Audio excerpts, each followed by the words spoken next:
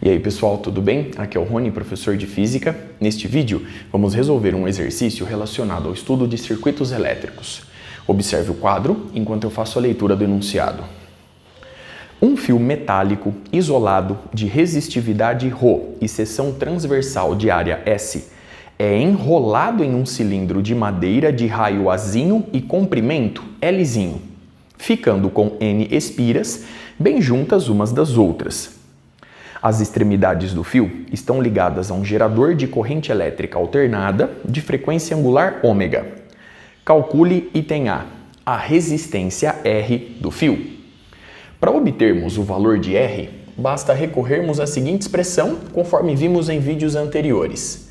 A resistência do fio é igual à sua resistividade ρ vezes o comprimento do fio, tudo isso sobre a área de seção transversal. Sendo assim, a resistência R fica dada por ρ vezes o comprimento do fio é dado por 2π vezes o raio do cilindro Azinho. Até aqui eu estou considerando apenas uma volta, só que eu preciso multiplicar por N, pelo número de voltas. Desta forma, eu levo em consideração toda a extensão do fio em questão. Muito bem? Tudo isso dividido pela área de seção transversal S. Logo, a resistência R do fio fica dada por 2π vezes A vezes N vezes ρ sobre a área de seção transversal S. Muito bem? Vamos agora para o item B. O item B diz o seguinte: calcule a autoindutância L do fio. Para resolvermos o item B, eu vou recorrer à seguinte expressão. Conforme vimos em vídeos anteriores, o fluxo magnético total no interior desse fio enrolado no cilindro de madeira, ou seja, no interior desse solenoide, é igual à autoindutância L vezes a intensidade da corrente elétrica I estabelecida no circuito em questão. Sendo assim, eu vou começar calculando o fluxo magnético total no interior do nosso solenoide. O fluxo total é dado por N vezes o fluxo magnético em uma volta apenas, representado aqui por φ. Logo, o fluxo magnético total fica dado por, então nós temos N vezes o fluxo magnético é dado pela intensidade do campo magnético que se estabelece no interior do solenoide, vezes a área de seção transversal S, vezes o cosseno de 0 grau, já que o vetor campo magnético está orientado na mesma direção e sentido do versor N, o versor que orienta a área de seção transversal em questão. Consequentemente, o fluxo magnético total fica dado por o cosseno de 0 grau vale 1, logo nós temos N vezes a área S vezes a intensidade do campo magnético estabelecido no interior do solenoide.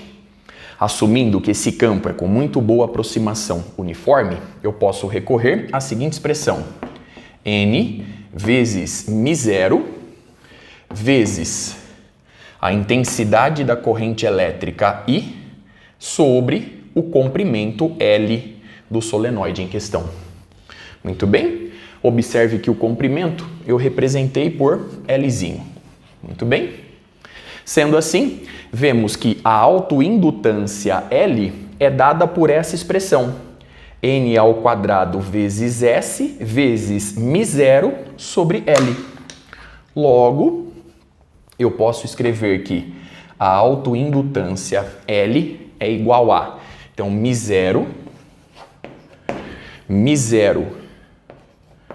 vezes N ao quadrado vezes a área S, que é simplesmente π vezes o raio do cilindro ao quadrado, tudo isso dividido pelo seu comprimento Lzinho. Observe a expressão obtida e todo o cálculo realizado até aqui. Vamos agora para o item C. O item C diz o seguinte: calcule a diferença de fase φ entre a corrente elétrica de intensidade I e a diferença de potencial V através do fio. Para resolver o item C, observe o circuito ilustrado no quadro. Note que eu representei o indutor de indutância L e o resistor de resistência R no mesmo elemento, pois o fio possui certo valor de resistência e, ao mesmo tempo, essa bobina, esse solenoide, possui autoindutância L. Portanto, para calcular a diferença de fase φ, eu vou equacionar esse circuito recorrendo à primeira lei de Kirchhoff. Eu vou percorrer essa malha no sentido da corrente elétrica. A partir daí, eu vou somar todas as quedas de potencial e igualar o resultado a zero, de acordo com a primeira lei. A partir desse cálculo, a diferença de fase φ surge naturalmente. Então vamos lá. Passando pelo gerador, a queda de potencial é menos E. Ao passar pelo resistor, mais R vezes I. Ao passar pelo indutor, mais L vezes dI dt. Tudo isso é igual a zero. Consequentemente, L vezes dI dt mais R vezes I é igual à força eletromotriz E em função do tempo t. Perceba que a voltagem ou diferença de potencial estabelecida nos terminais do fio é justamente a força eletromotriz E, conforme eu ilustro no circuito em questão. E eu estou assumindo aqui, sem perda de generalidade, que a força eletromotriz varia com o tempo t de acordo com essa expressão, Em vezes o cosseno de ômega-t. Sendo assim, na representação complexa, nós vamos obter essa expressão. E chapéu é igual a E barra exponencial de ômega-t, em que E barra é igual a amplitude Em vezes a exponencial de Iφ, em que Φ é igual a zero. Sendo assim, E chapéu é igual a Em vezes a exponencial de ômega-t. Tomando a parte real de E chapéu, conforme eu ilustro na expressão de Euler, você encontra E em função do tempo t igual a Em vezes o cosseno de ômega-t. Muito bem?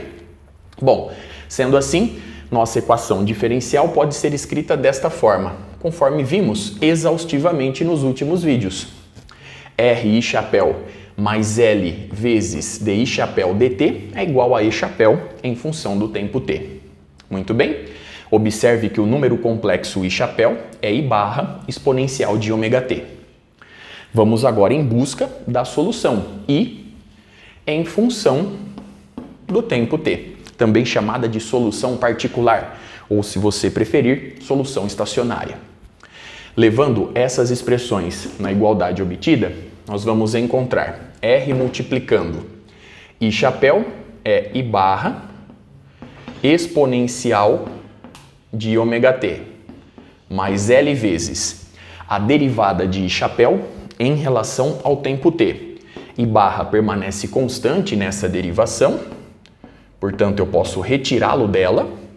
Agora eu vou multiplicar pela derivada em relação ao tempo da exponencial de ômega-t, que é justamente a própria exponencial vezes a derivada do expoente em relação ao tempo, e portanto, vezes I ômega.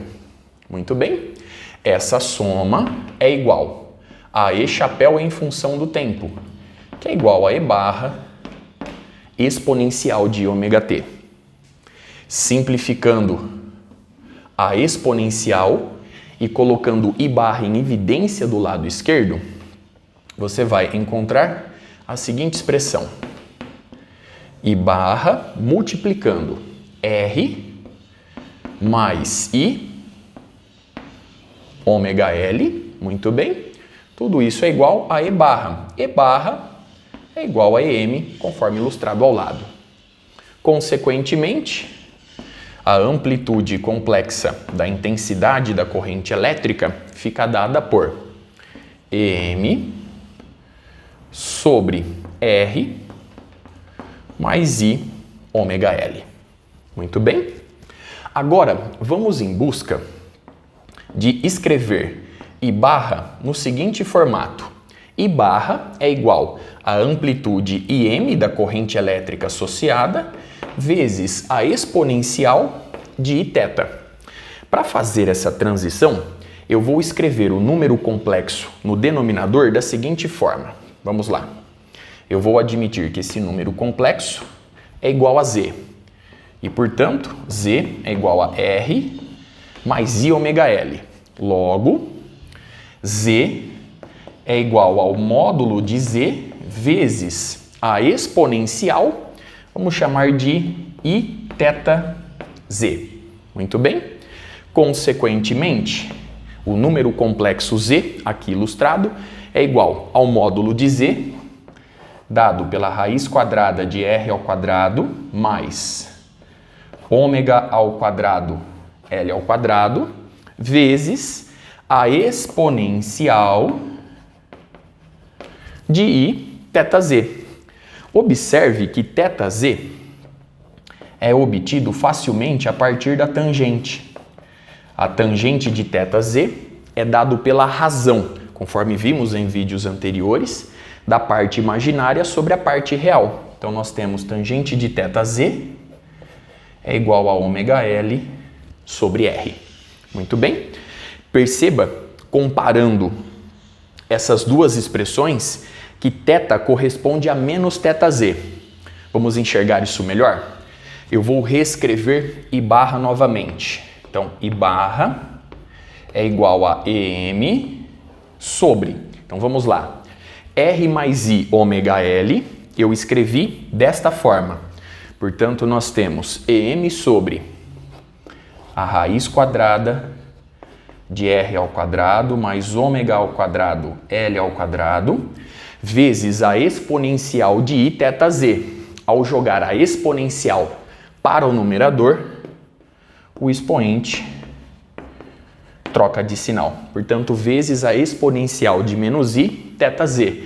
Portanto, θ, por comparação, é igual a menos θz. Muito bem? Bom, dando sequência. Se eu quiser agora determinar I chapéu em função do tempo, basta multiplicar I barra pela exponencial de ômega t. Ao fazer isso, você vai encontrar a seguinte expressão.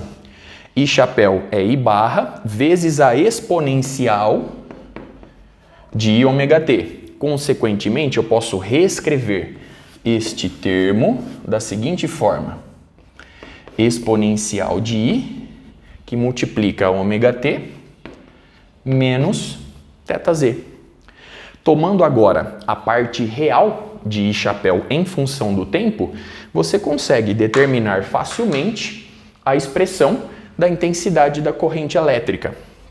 Fazendo isso, eu não vou colocar o resultado no quadro para dar a resposta mais rapidamente. Fazendo isso, você vai encontrar, observe a expressão de Euler. I em função do tempo t é igual à amplitude Im da corrente elétrica, dada por essa razão, vezes o cosseno de ômega t menos θz. Muito bem? Agora, para que a gente possa obter a diferença de fase φ, eu vou escrever a força eletromotriz em função do tempo t na notação complexa. Então vamos lá, para que você possa comparar e enxergar melhor essa diferença de fase, que já foi analisada em vídeos anteriores. Vamos reforçá-la neste exercício. E chapéu em função do tempo t é igual a E barra, ou seja, EM, vezes a exponencial de I ômega t. Portanto, eu vou escrever exponencial de I ômega t mais zero. Comparando essas duas expressões, vemos que a diferença de fase φ entre a corrente elétrica de intensidade I e a diferença de potencial V estabelecida entre os terminais do fio é justamente menos θz. Logo, φ é igual a menos θz e, portanto, φ fica dado pelo negativo, observe essa expressão, o negativo da tangente inversa, ou arco tangente, se você preferir, de ômega L sobre R. Muito bem. Observe mais uma vez os resultados obtidos e todos os cálculos realizados até aqui. Com isso, eu encerro este vídeo. Até a próxima.